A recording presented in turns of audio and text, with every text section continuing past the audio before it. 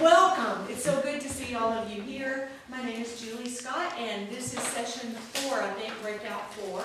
And it's actually a continuation of Breakout 3. That's the piece that this group and a couple of other people who are out here learned in the last session. We also, because I found out that there are some people who are only coming today, how many of you are only going to be here today? I'm just curious. Okay. So in the last session, I also did sort of an introduction to Orff instruments because I was thinking, well, if we're going to play them, I guess we've got to do that. So I'll kind of add some of that in as we go, but I don't want to repeat myself too much because y'all heard it. But so what we're going to do today is another Christmas song, hopefully 2 that we can do in the next 55 minutes. We'll get a couple of songs done. I'm going to start by talking with you about the Orff instruments because I didn't do that in the last session. So just telling you about them. First of all, Carl Orff did not invent the xylophone, right? And that was good. I'm glad someone chuckled because that is absolutely not what happened. Some people think, oh, they're trying to take credit for inventing xylophones. No. The xylophone was probably invented in Africa, thousands of years ago. I don't know. But it's been around for a long, long time. Yeah. Yeah.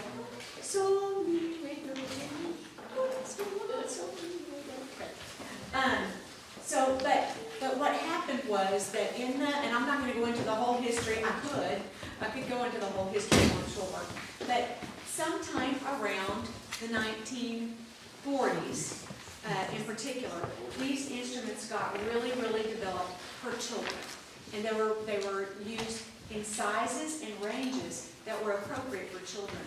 So that this instrument right here, the alto xylophone, is actually in the children's singing range. This was the first instrument that they started using in Orff Schulberg, which is just Orff schoolwork. And so this note right here really is middle C.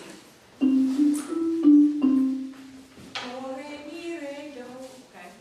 And then a little bit later, Carl Orff said, we need an equivalent metal instrument. And so they came up with the metallophone. And then there was an alto metallophone. And then he said, oh, we also need traditional German instruments that are the glockenspiels. So they started adding the glockenspiels.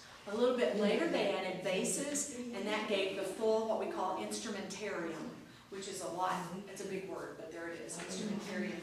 And so these instruments right here, you see the full family of metallophones, because this is the bass metallophone, the alto metallophone, and the soprano metallophone. Then we don't have the full family of xylophones because we didn't have a bass xylophone.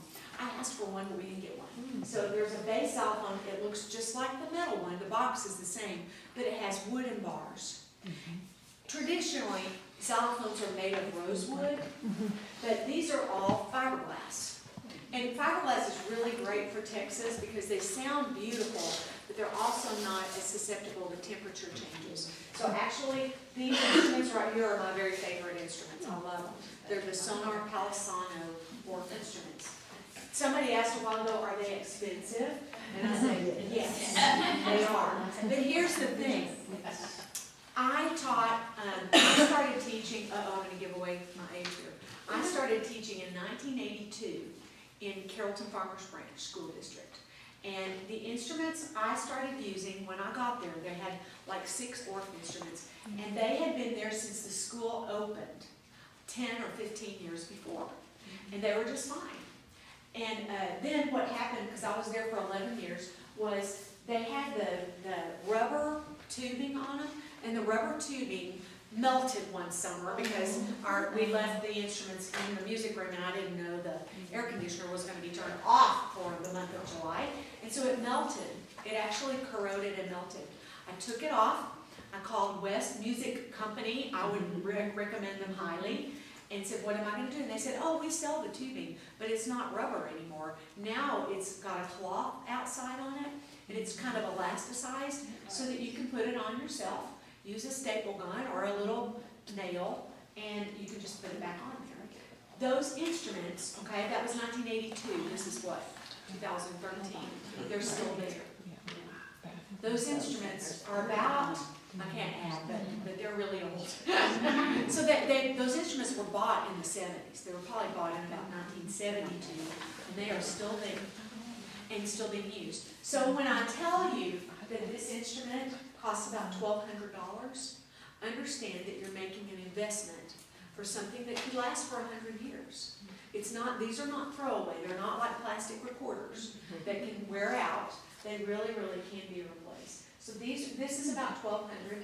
The altos are about $450, $500. The sopranos are like $350. The soprano xylophones. The glockenspiels are $125, $135 in that range. So yes. Do you know if there are any grants that would be available to the churches? I don't know about church grants, but I do know that schools. Oh yes, and the American Orff Schulberg Association gives grants, and they really do look at poorer populations. They like to give money to Title I schools. But there could be a grant that's appropriate. Does anybody else know of a grant?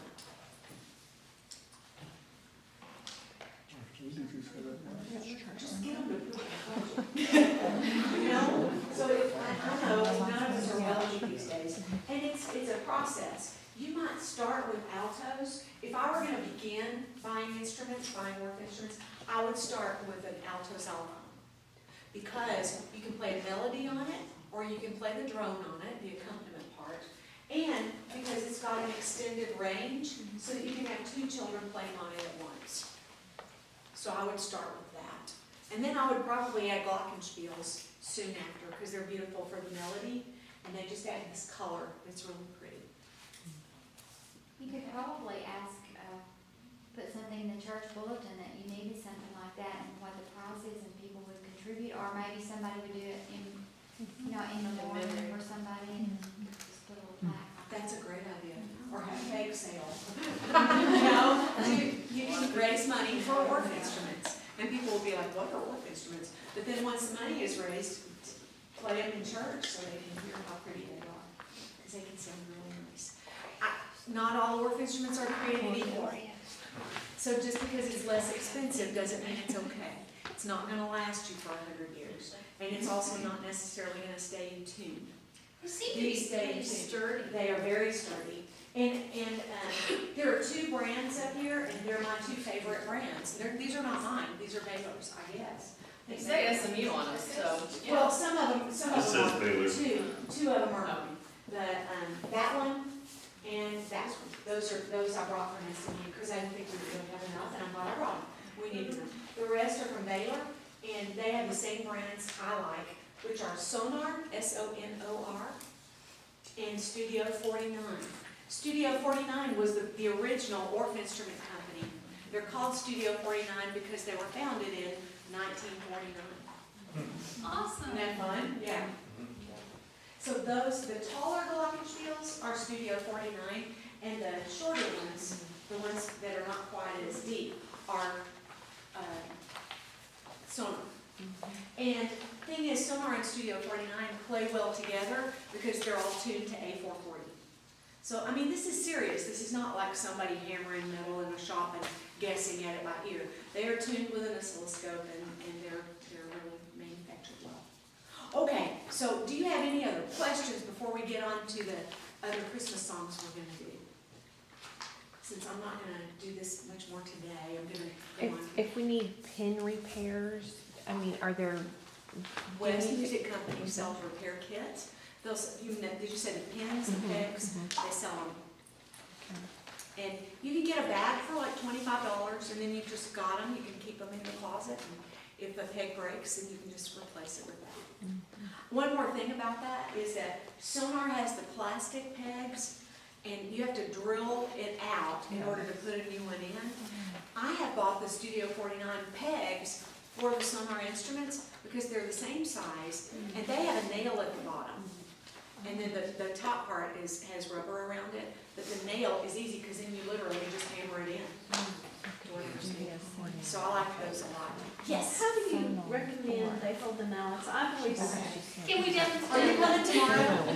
Yes. Good, and we'll talk about that Okay, tomorrow. okay. Tomorrow, I'm starting from the very beginning and how to use Orff instruments.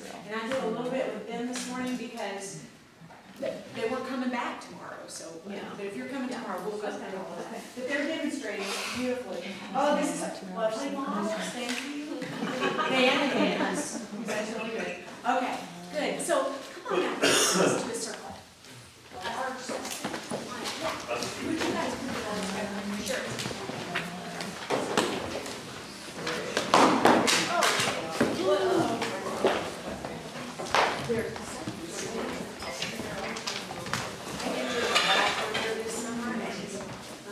I may be sitting down and mentioning it all at some point now. I'm her police sisters. Oh,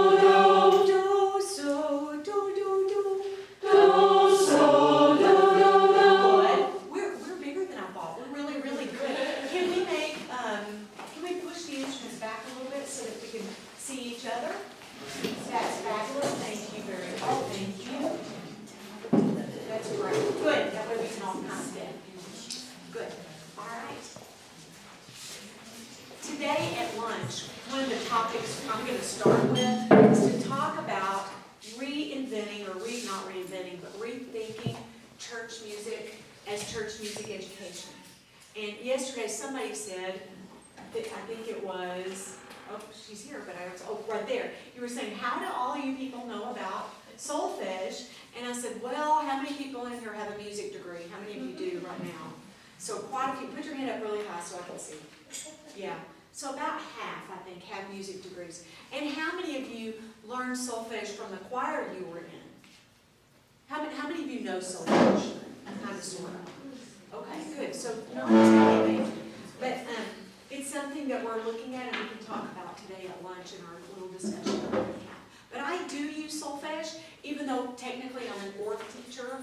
One of my best friends describes me, Kathy Cuttis, some of you may know Kathy, describes me as an Orff teacher with a Kodai heart. Because I really believe in the Kodai sequence. I really believe in using solfege and the hand signs and all that, because I think it really does help a lot with singing.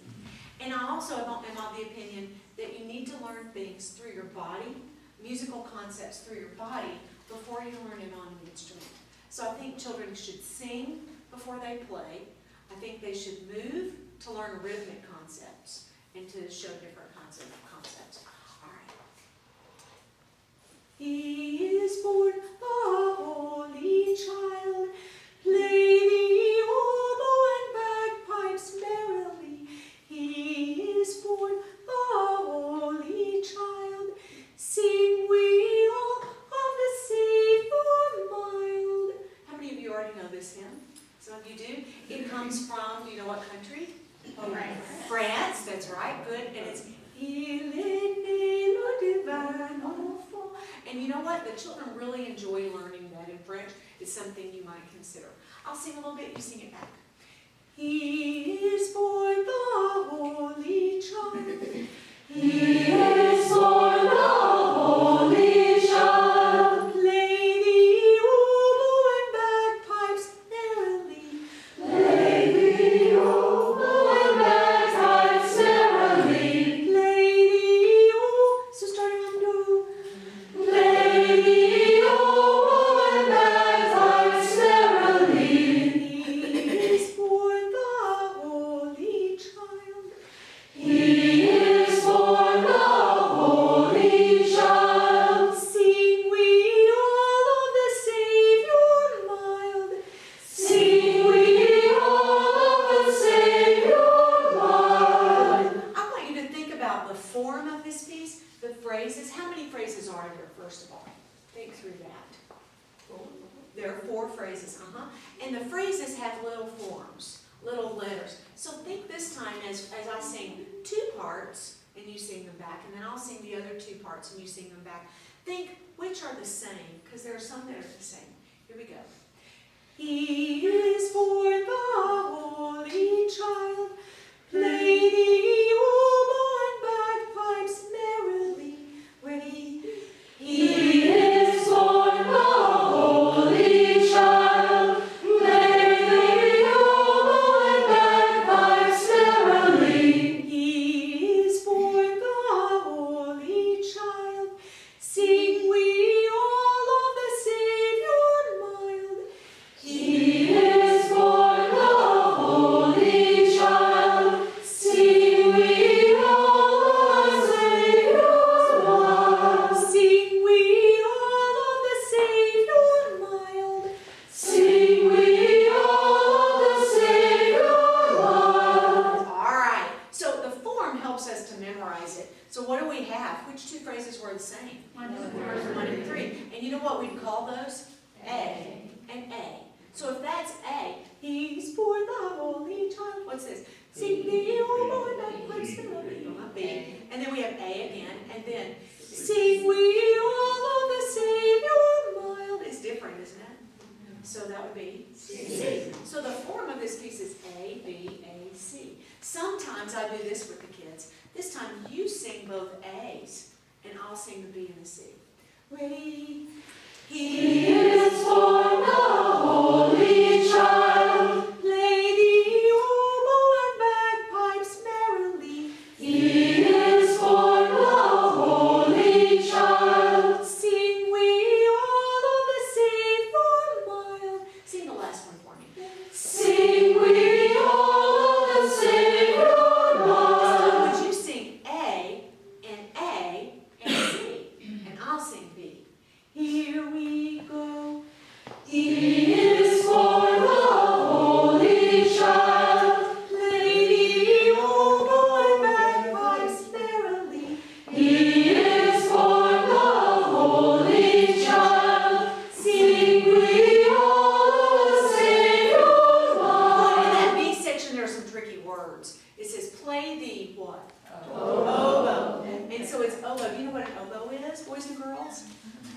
talk about that. And maybe there's been an oboist at your church and you can talk about that. Maybe somebody can bring in an oboe, or you can bring in a picture, or look it up on the web and show them what it looks like, right? The oboe and bagpipes. Do you know what bagpipes are? Where do bagpipes come from? Scotland. Both, and Ireland too, yeah. And they play, these instruments are both really ancient instruments, okay? Very, very old. Okay, so it's play the oboe and bagpipes merrily. Sing that, ready? Play the oboe and bagpipes merrily. I need you ready to sing the whole song. Let's sing all 4 phrases. Ready?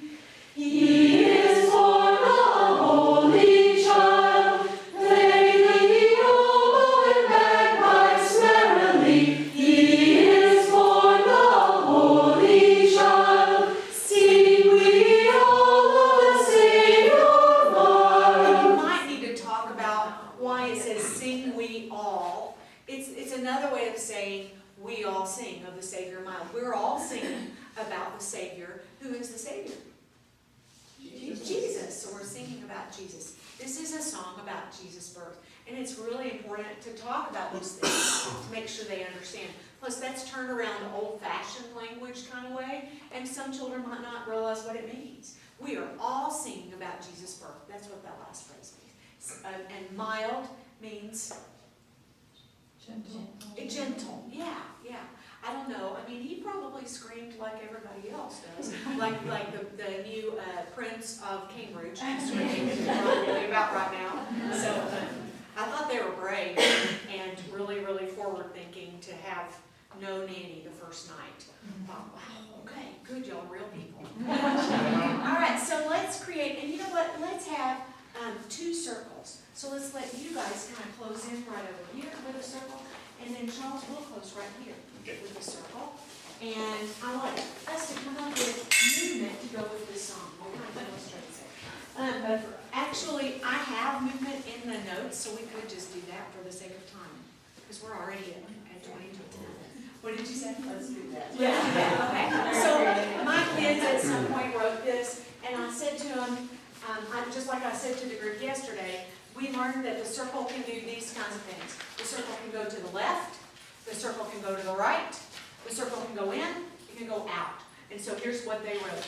In, 2, 3, 4, out, 2, 3, 4, left, 2, 3, 4, right, 2, 3, 4. Got it? Okay. Pretty easy. So it'll be right.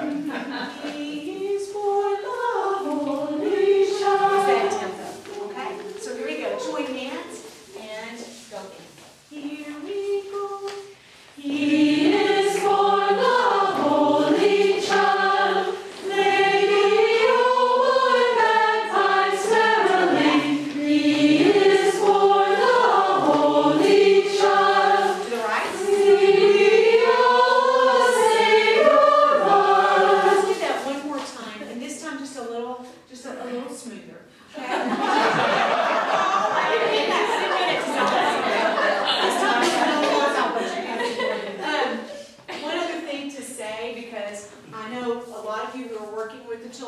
I know a couple people said they're starting children's choirs today. Someone who's had a lot of experience, tell them what the children are going to do when you say go in, 2, 3, 4. What are they going to do? They're going to take huge steps, and somebody's going to kick when they get to the middle. Right? So you have to say to them, you have to be really specific. Now, we're going to walk in 4 steps. Here are some things I say. We're going to take 4 small steps. And we're all going to stay so that we still have a circle when we get to the middle. It's not going to be all a big mess. It's going to be a circle. And what's going to happen is our shoulders are going to stay even. So nobody's going to get way ahead like this, and nobody's going to be way behind like this. Okay, we're all going to say. That's how much you have to say. And so here we go. He is born the holy child.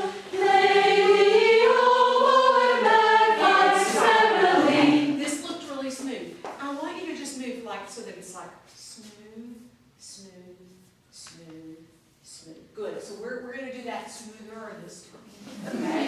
Here we go. He is born the holy child.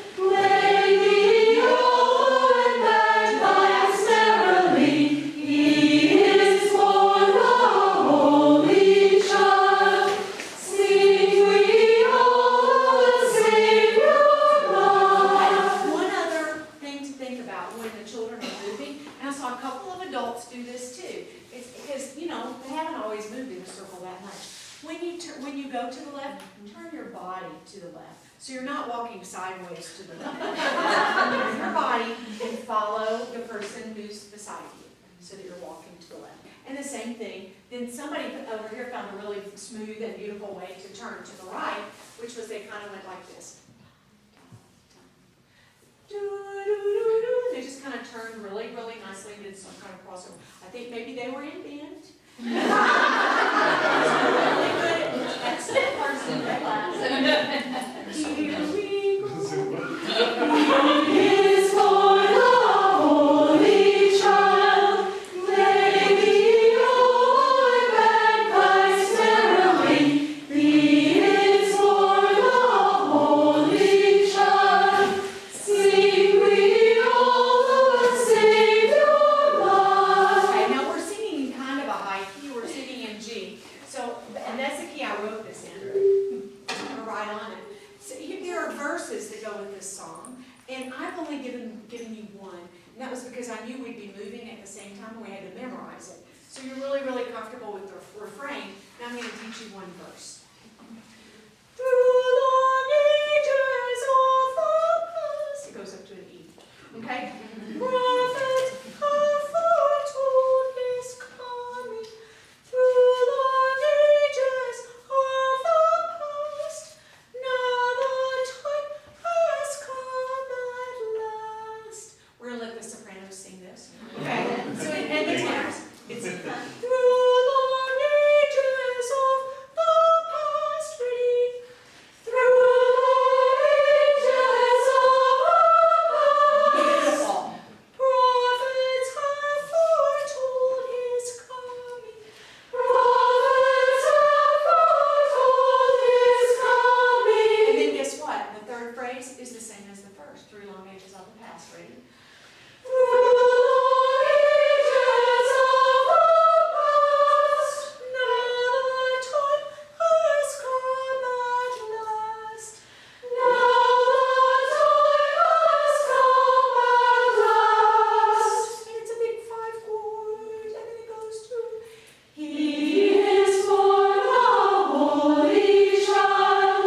Lay the old bagpipes merrily. He is for the Holy Child. Sing we all the Savior love. So it's through long ages of the past, prophets have foretold his coming. Did you sing that much? Ready?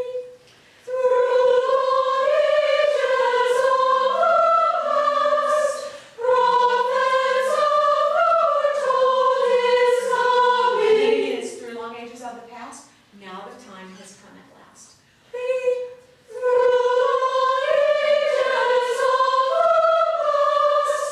Now the time has come at last. Can you sing the whole B section? And y'all don't sound like you're anything at all, like me. I kind of sound like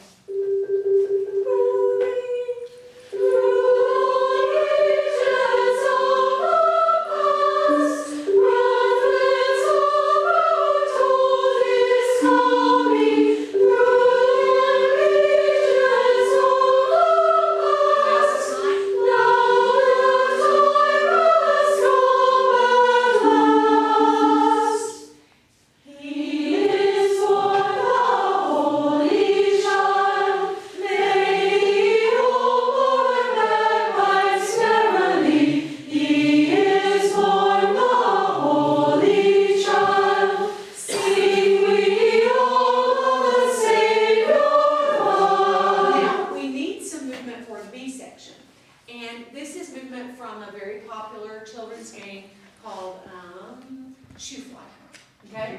But this is something the kids love to do and adults love to do too. It's pretty fun. We're going to be the gate, Jeannie. You and I are the gate.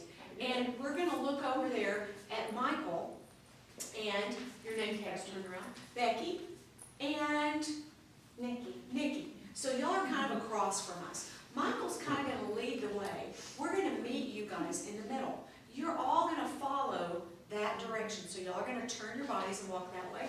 You're gonna turn your bodies and walk that way. And actually, you guys are gonna do something kind of like this, Brian. It's kind of gonna go like this. And you're following the leader, and y'all are gonna end up wrong side out. And you're ending up kind of in a mirror image of where you are right now. Okay, don't worry about that if you're not sure what that means. Just follow the leader. We're gonna do it once, y'all just watch. Okay, here we go, Michael. Michael and Becky. Was it Becky? Y'all are gonna go under. Everybody's going under our gate, and at the very end, Jeannie, you and I are gonna go under also. Like this. And you'll see how it works. You won't even have to drop hands. You won't even have to drop hands with gels. No, we're gonna go. Here you go, ready? So let's just leave the middle. Okay, y'all are going that way, so you're kind of following me too. Good, we're awesome. Okay, and you're going all the way over there, Charles, to where I was. I'm sorry, Michael, where I was. There you go. So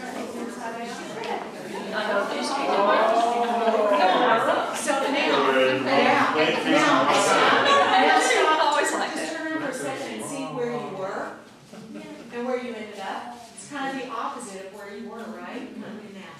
All right, good. And now turn around.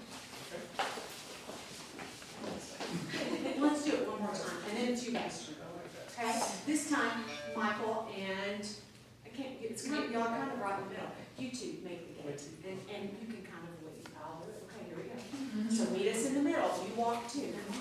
Very good. Yeah. Now we should be about back where we started. And at the end, go under your own arm. That's it. Good job. Drop hands and turn around. And you should be approximately where you were. Okay, are y'all ready to try it? We'll do it again too. Join hands. Who wants to be the gate? Taller than you. You two. Across. Look at the person directly across, which will be about Meredith and Jacob. All right, so y'all go ahead. You guys try it one more time. So y'all be the gates. Okay, y'all try it one more time. And keep walking. Keep walking. That's it. And at the end, go under your own arm. Don't drop hands. Okay, here. Yeah. There.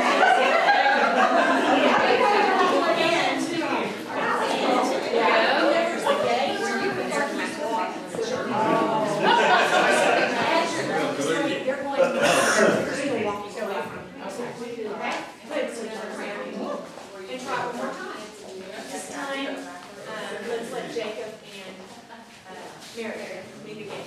So it's going to kind of be loose right across. It's about 50. So, and remember that even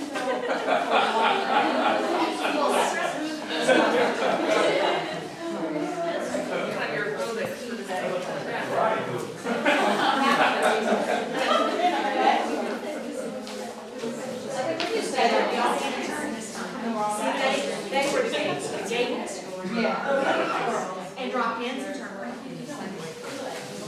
I'm going to give us a little couple here for a second. Through the ages. Would you sing this while you do this? Let's put the gate in a different place. It's like Sandy and Karen made the gate this time. So that means y'all are going to kind of lead. Here we go. And you guys, who can be your gate this time? Let's make it Julie and Amy. Y'all be the gate, which means you guys are going to be them. Okay? Here we go, ready? Through the ages of the past, prophets have foretold His coming. Through the ages of the past, now the time has come at last. In and out. He is born a holy child. Play the oboe bright lights merrily. He is born a holy child. Sing we all the Savior love. Got it. All right, I'd like for you to go to Orff instruments, or you can go take a break and sit, or you can stay here to do the dance. Those are your choices. You've got a lot of choices. And we can have more than one person at each Orff instrument. At least two. Right. At least two. And let's pull the chairs back out. Say the baby. Somebody have bass.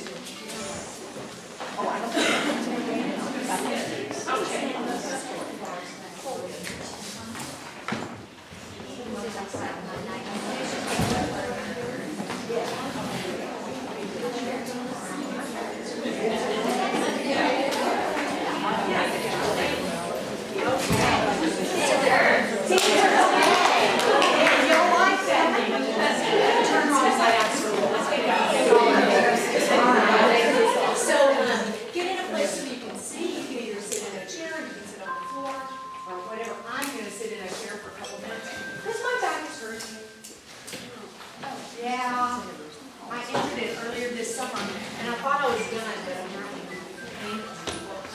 Okay. Okay, so we're actually going to set up for G pentatonic, because the Orff arrangement, that one up there, because the Orff arrangement is pentatonic, even though this song is not. We know the song is not. So, everybody take a look for a second. Some people already know what we're doing. I can see that. So if you're in G pentatonic, what that means is that G is do. And if G is do, what's the note next? So hang on just a minute for people who are not watching this yet. Because everybody needs to know about this. Yeah. So G is do. If G is do, what note is re next to it? A. And what note is B? Me. So G, A, B, or do, re, and mi. Then what notes, we're going to skip fa, and what note would be so, D, and what note would be la, E, good. So the notes we are using are G, A, B, D, and E. So that means we're taking off what? S and C, with two hands lifting straight up. Okay, so if you were in the last session, we talked about that. I let the kids do this. I want the children to feel ownership of the instruments. And, I also tell them how expensive these instruments are. A, so they'll take them care of them, but mostly B, because I want them to understand how much the church thinks of the music program that they were willing to invest in this. And this is for them. And that's really neat. That the church was willing to spend money on these instruments. Yes, ma'am. So what age do you let? Okay, hold on. Everybody put your mallets down, boys and girls. Put your mallets down. Okay, what was the question? I'm just wondering, what age do you let them start taking them off themselves? Oh, when they start, which for me is about second grade, maybe first grade. And I tomorrow, are you gonna be here tomorrow? No. Oh, shoot. Well, we go through this really slowly so that they understand and establish the routine. And it takes a while. At first, it's going to take a while to establish the routine, to get to the instruments, to not pick up the mallets when they get to the instruments, and then to wait until it's time to set them up and wait until it's time to play. At first, it takes a lot of time, but once you establish the routine and the structure, it gets faster and faster and faster. So at first, I number them off to go to the instruments, start in a different place at the beginning of every rehearsal, so that we've got different people playing different instruments every week. And then, once they get there, they sit at their instrument like this, or stand at their instrument like this, and wait. And usually I can get that done in 3 minutes. And it gets to where it's like 1.5 minutes. And then we take off whatever bars we need to take off. We've gone through what they are, and which ones they need to take off, and lifting straight up, because if they don't lift straight up, they can break a peg, and those kinds of things. And then we get ready with the mallets, okay? So I think we're set up. Does everybody have it? So you have 2 at the beginning, and then 3, and then 2, and then in most cases just 2 more, but in some cases 3. Good. It looks fantastic. Great. Would you put your mallets down for just a second? And when you have this pattern, would you join me?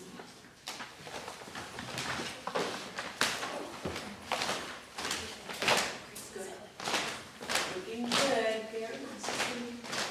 He is born a holy child, Lady of the Christ He is born a holy child.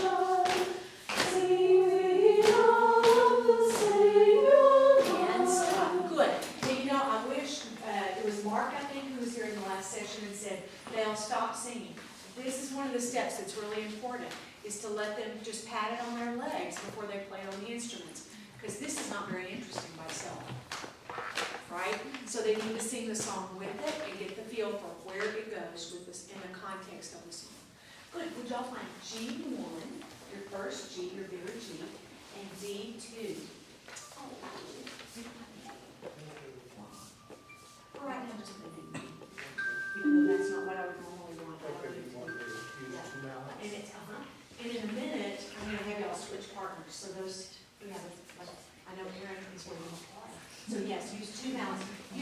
These are two malleted instruments. You don't ever want to give one child one mallet and one child the other mallet. I've seen teachers try to do that, but it doesn't work well. They need to get the sense of the whole. So in a minute, I'm going to say switch partners, and Aaron, so it won't be very long.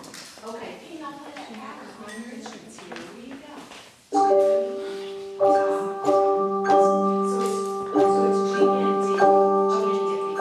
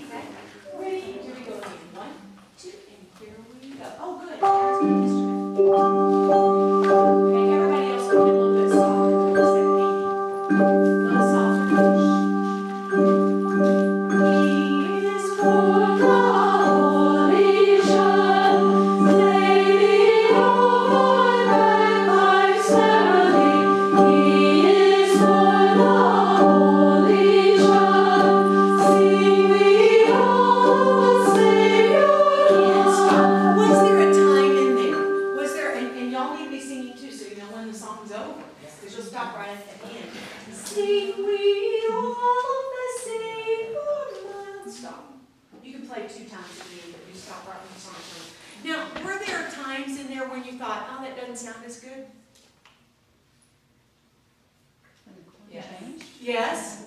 Were there places where you needed a chord change? This time when you hear where there needs to be a chord change, would you raise your hand? Here we go, ready? He is for the holy child, lady, oh, and that my melody. You know what? When you get to that place where your hands are raised, you're going to switch, and you're going to go to just D and D. So you're going to reach down to this D. So listen to what's going to happen. You know what? Let me play this. Let me play this on the bass. Excuse me. Okay, there it is. I'll switch in. So it's going to go like this. He is born on each lady. So it's right after oboe, isn't it? Yeah. So lady, for sure on bagpipes we will be on D. Try that from the beginning and see if we like that better. Here we go. He is for the holy child, lady, oh, and bagpipes merrily. And then back. For the holy child, sing we all the Savior on. Okay, I heard another chord change. What word was it on? Savior, okay? So it'll be sing we all the Savior. Beautiful. Start from the beginning and you're going to move on what two words? Bagpipes and Savior. Here we go. He is for the holy child, lady, oh, and bagpipes merrily. He is for the holy child, sing we all the Savior Lord. And you know what we could just do? Savior Lord. And we could just end right there.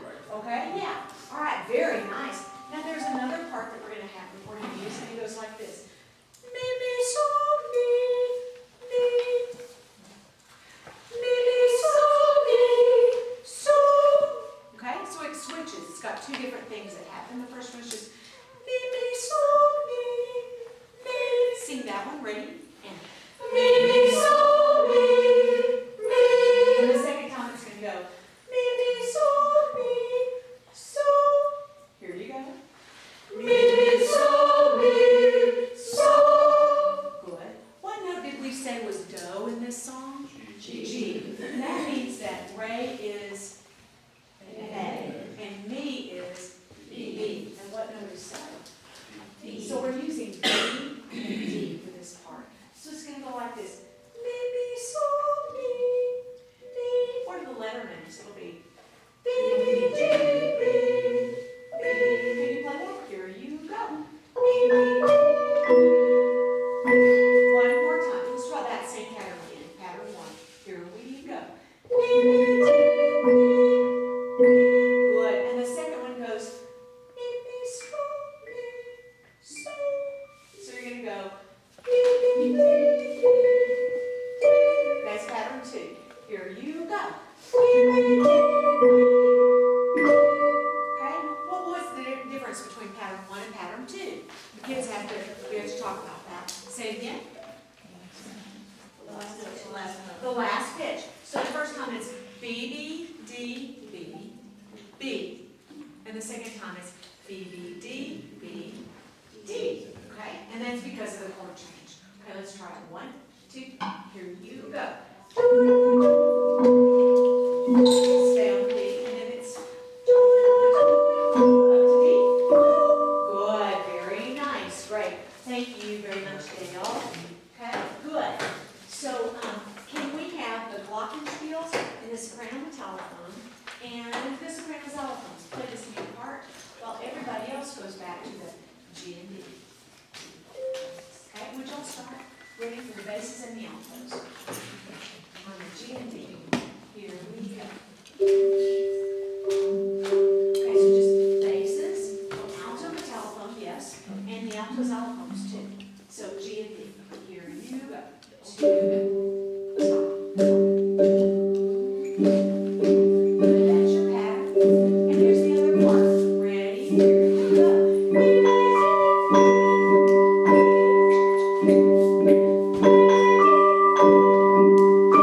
Do that again. The B first. And the B, okay, now remember that we also have that chord change that happens for you guys, and it'll make sense when the song is here. So this time, let's sing for you. Okay? So y'all give us a little introduction with the basses and the altos. 1, 2, and here you go.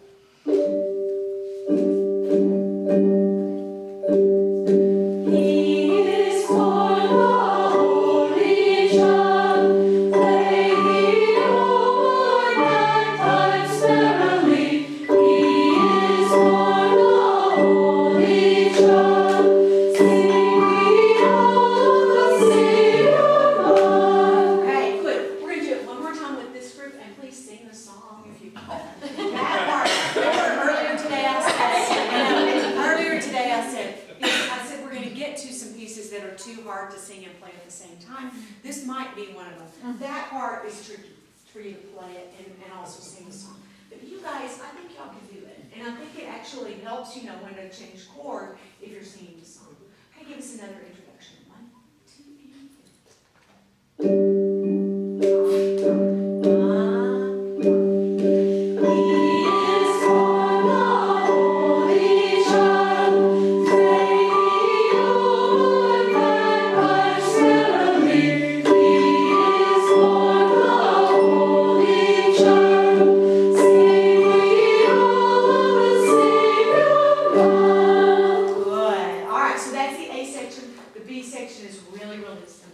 and everybody find, oh, I can't remember where I did, I think I did for this. Yeah, everybody find D1 and D2. And you're just going to play a tremolo, which is this. Oh, it's too low to tremolo. I love this. This is fun. And it might be a little too much, but I want you to all try it once. So we're going to do, through long ages, ready?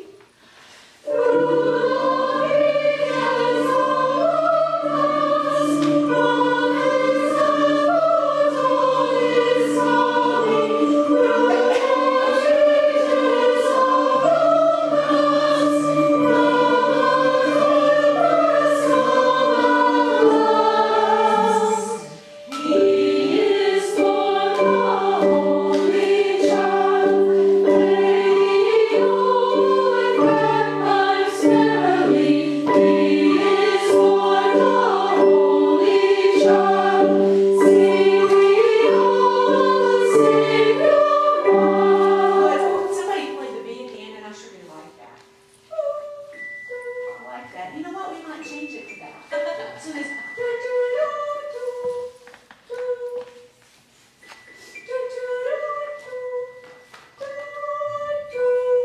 kind of like that. Go in and play that if you're comfortable with it. We need everybody to come out and do the dance. I think we can get it one big circle. When we get to the B section, for right now, let's just have the bass and altos do it. Is it otherwise slow? So y'all remember what to do? In, 2, 3, 4, out, 2, 3, 4, left, 2, 3, 4, right, 2, 3, 4, wrong side out. Who wants to be the gate? Who wants to be the gate? It doesn't matter, but Sherry spoke first, so you're going to get to, you and Debbie can be the gate, okay? And so that means that you'll probably kind of lead it. Okay. Okay. Here we go. Give us an introduction,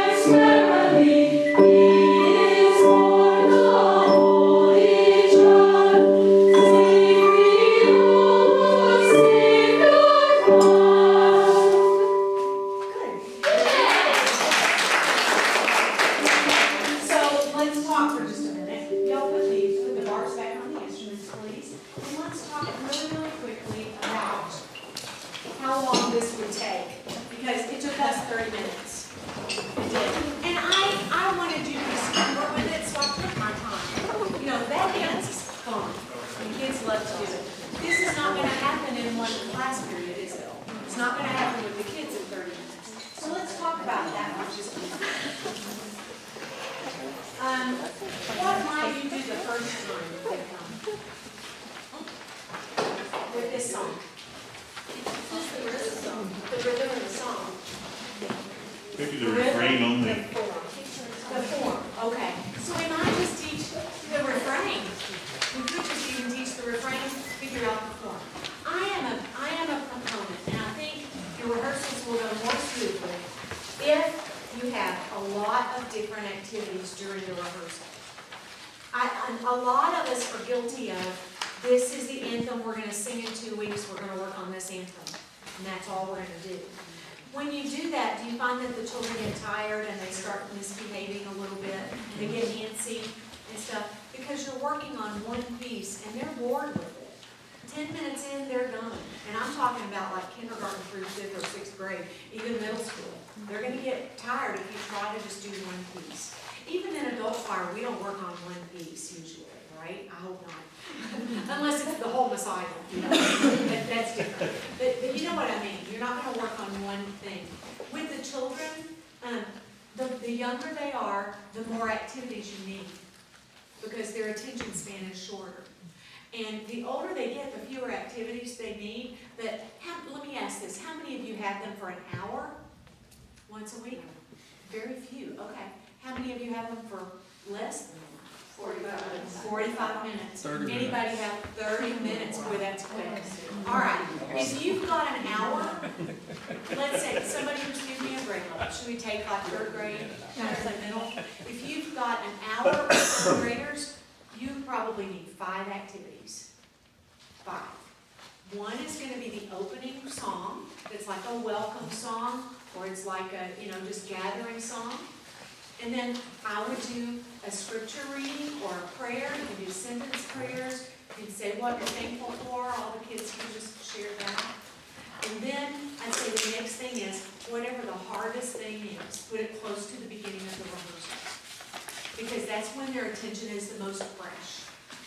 So work on the new anthem, something that's brand new. Or that might also be when you want to polish. You want to work on the one, you don't want to put it off till the end, but you want to polish the one that you're going to sing in a couple of weeks. So I'd say either the hardest brand new piece third, or the one you're going to polish, and the fourth thing is the other. So you're working on a new anthem, or you're going to work on the piece that they're going to sing in a couple of weeks. Then the last thing I'd say you really, really need is to have some kind of a closing song. A song about What they like, sorry, say it again. what they like. What they like, yeah, let them have a choice, that's a great idea. Or you might have a routine closing song that they do every week, or, for a season, or something like that. Now, 5, I think, is minimum in an hour.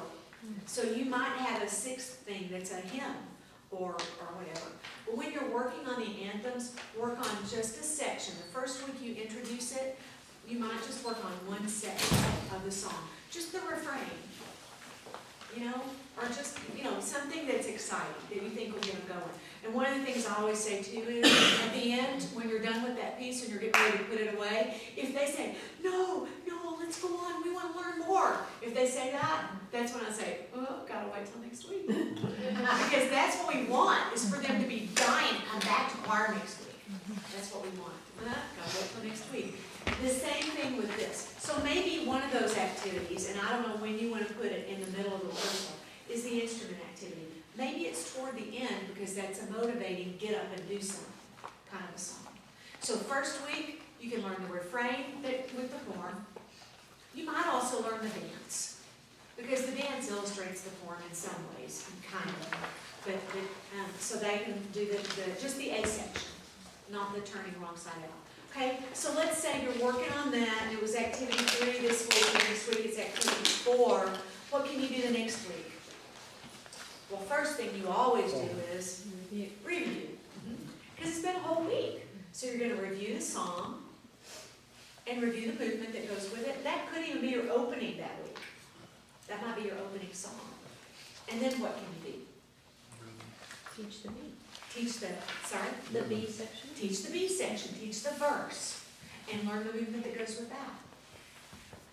If it's still going well and they learn that fast, you might add the bass part. The first week you might just stay on this G and D the whole time. You might wait to talk about the chord change the next week if you want to. But that's gonna sit with them, and somebody in your choir is gonna be thinking, that part didn't sound good, something was wrong with it. And that's what we love. That's the moment when you know they're really understanding it all.